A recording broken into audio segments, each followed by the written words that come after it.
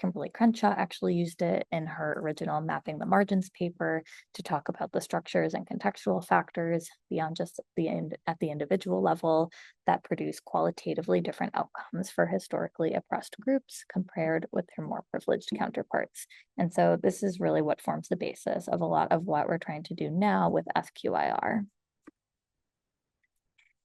So even once intersectionality, enters the academy, enters academia with Kimberly Crenshaw and Patricia Hill Collins, it is still not a formal quantitative theory, like the other theories that we learn about in public health or the social sciences. However, as writings on intersectionality arose in legal scholarship and gender studies and feminist studies, they started to percolate into the social sciences more broadly, and this led to a growing interest in the ways of incorporating the theory's core tenets into the work that researchers were already doing in their subdisciplines. Most of which was not most, but a lot of which was quantitatively focused. And so this inspired the really formative works of Leslie McCall and Ange Marie Hancock and Lisa Boleg, all of whom wrote extensively about the tensions and complexities inherent to translating intersectionality's ideas of multiplicity and heterogeneity into quantitative terms. And then in the early 2010s, we see intersectionality started to enter the fields of public health and epidemiology with the works of Greta Bauer and Claire Evans, and several others, which started to lead to a more specific formalization of quantitative approaches and methods. And so since then, and really to date, most QIR, most quantitative intersectionality research has been conducted at the individual level and not really at the structural level. And this has been the finding of many systematic reviews that have been published over the past 5 years, as shown here. And these studies noted that there's kind of multiple reasons for this.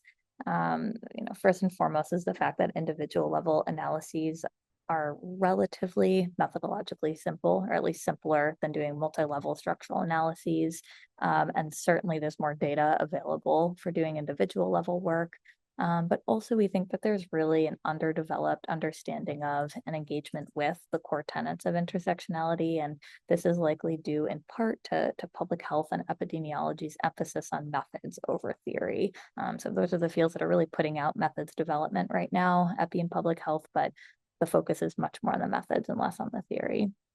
And we think that this latter issue has become even more pronounced with the introduction of methodological approaches such as MIDA and other sophisticated methods that have made QIR more accessible and feasible, but also like hot and trendy.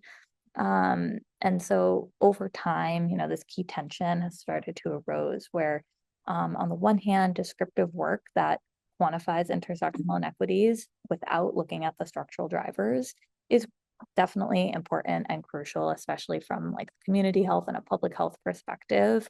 That being said, it is, also really important for that work to be structurally contextualized, meaning that even if you're not bringing in structural measures, it should describe any observed inequities as arising due to differences in structural context across groups.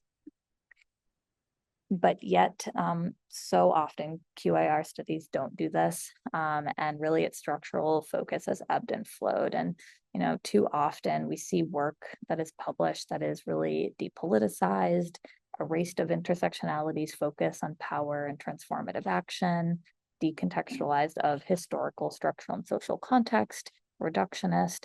And unfortunately, even if it inadvertently emphasizes a essentialist interpretation of health and health inequities. And so SQIR aims to try to respond to QIR's destructuring with the introduction and the prioritization of attention to the structural level.